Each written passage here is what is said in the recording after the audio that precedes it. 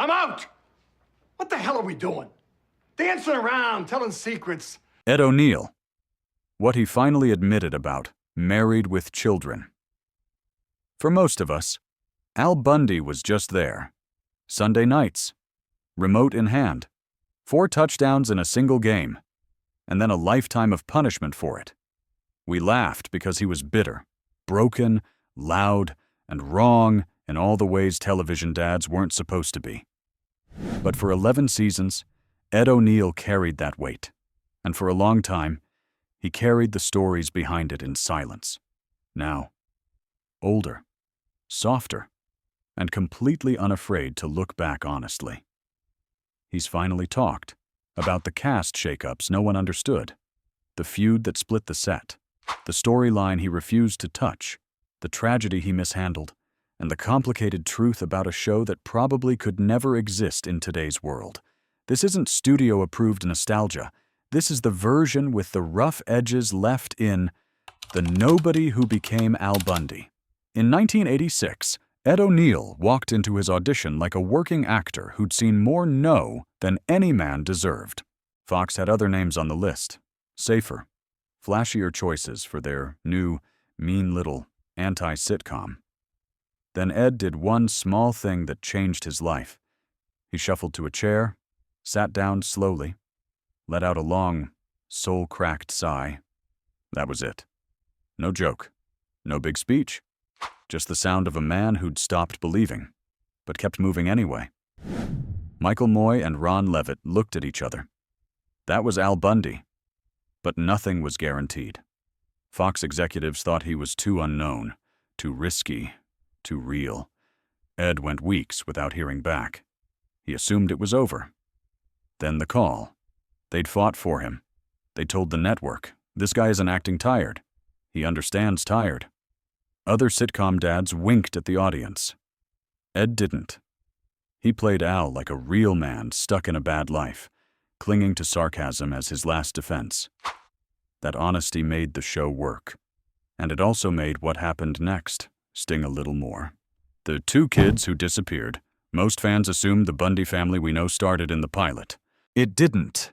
The original Kelly and Bud, Tina Caspery and Hunter Carson, shot the first episode. They smiled for promo photos. They thought they'd made it. Then Fox pulled the trigger. Both were fired. For the first time, Ed's talked openly about how ugly that felt. He remembers standing there, sensing that the chemistry just wasn't right. Tina was talented, but the version of Kelly they needed was a strange tightrope, shameless and sweet, sexual and oblivious. Christina Applegate walked in at 15 and hit every note without forcing it. Bud needed something similar, a loser with the insane confidence of a ladies' man in his own head. Hunter couldn't find that delusion. David Faustino could. What Ed reveals now is the part no one knew. Fox told the creators flat out, if this guy is going to carry the show as Al, the kids have to click with him. It wasn't just, they're not right. It was, they're not right with you. He remembers feeling guilty. Those kids had already filmed, already bragged, already imagined 7 seasons of syndication. And then the grown-up reality of TV hit them in the face. Ed didn't fire them, but he benefited from the decision, and he's never been completely comfortable with that.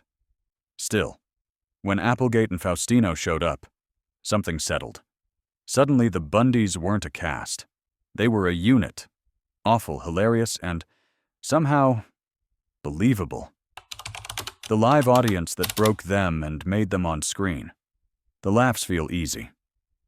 Off screen, they were earned. Every week, in real time. Ed's been blunt.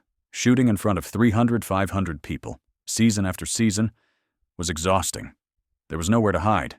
If a joke died, you heard it die. If a gag crushed, it was like a wave hitting you in the chest. He remembers nights where they do take after take because the timing got wrecked. Too much laughter, not enough. Wrong kind. Physical bits were worse. The falls. The hits. The wrestling with shoes and strangers' feet. Al Bundy's suffering became Ed O'Neill's bad back. By season 5, He wasn't pretending to groan when he sat down. And yet, Ed says that live wire was the soul of the show.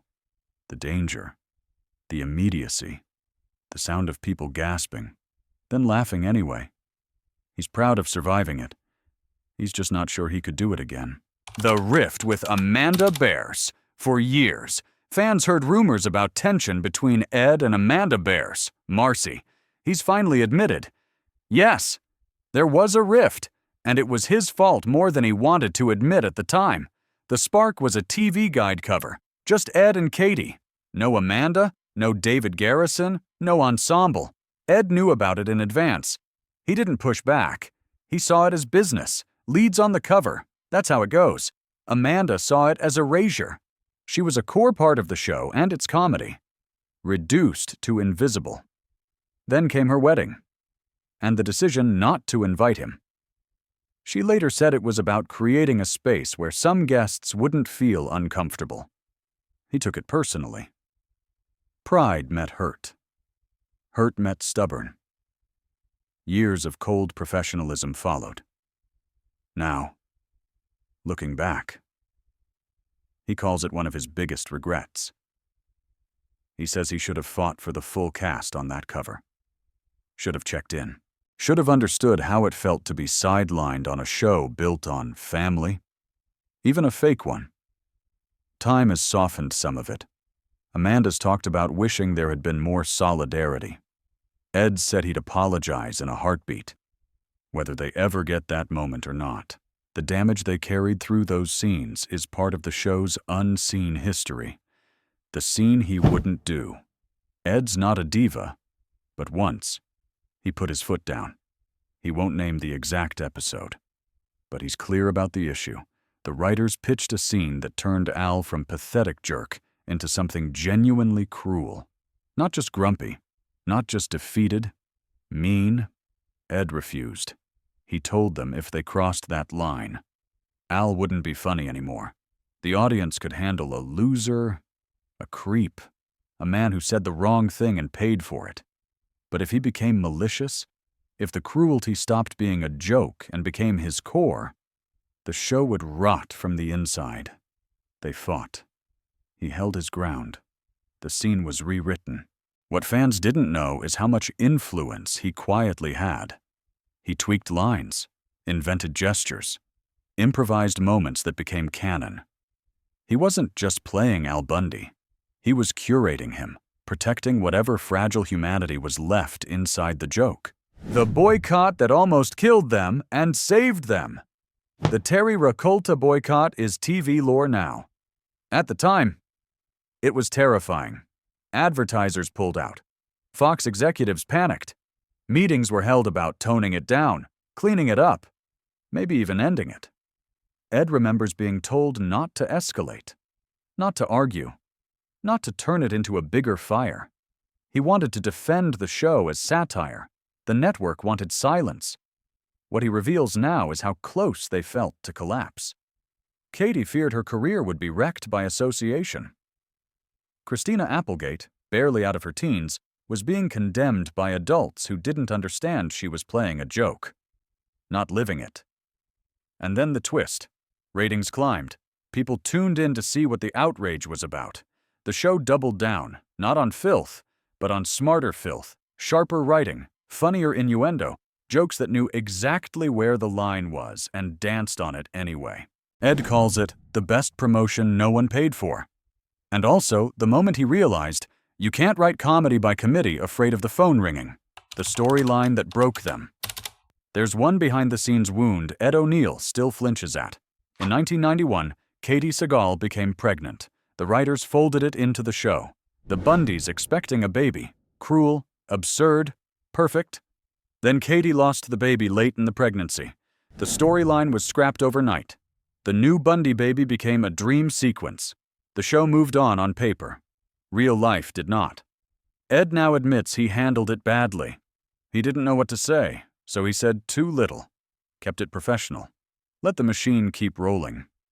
Years later, hearing Katie describe that time as isolating shook him. He wishes he'd sat down, stayed still. Just been there. That moment he says. Change something. They all understood that behind the insults and canned applause, they were just people trying not to fall apart. Certain things stopped being jokes. It wouldn't survive today. Ask him now if Married, with Children could air in 2025, and Ed doesn't hesitate. No, not a chance. Not because he's angry about it, because he's realistic. He knows how quickly clips would be ripped out of context, how Al's worst lines would be framed as endorsements, how sponsors would cave by episode 3. Back then, people understood it was a live-action cartoon about a broken man and a broken system. Today, he says, the nuance would drown in think pieces. The legacy he finally owns now. When Ed O'Neill talks about Married with Children, there's no spin. He's clear. Al Bundy is not a role model. The show was never a guidebook. If you watched it and thought, yeah, that guy's right, you missed the joke. He regrets that the industry never took his co-stars as seriously as they deserved. He wishes Christina, David, Katie. Amanda had gotten more awards, more credit, more respect for walking that tightrope with him. He's humbled that kids who weren't born when the show ended now binge it on their phones. That shows like It's Always Sunny, Family Guy, South Park owe a quiet debt to the Bundys kicking the door down first, and he's honest about himself. For a while. He resented Al Bundy for overshadowing everything else. Now he sees what most actors never get, a character people still talk about decades later, a role that left a mark, for better and worse. In the end, his late-in-life confessions don't cancel the show or sanitize it. They complicate it. They remind us that behind every shameless punchline was a cast navigating real grief, real ego, real pressure, and an actor stubbornly protecting a character who, in his own miserable way, reflected something true about a country running on empty. Married with Children was rude, crude, and wrong on purpose. Ed O'Neill finally telling the whole story, that's the most grown-up thing about it.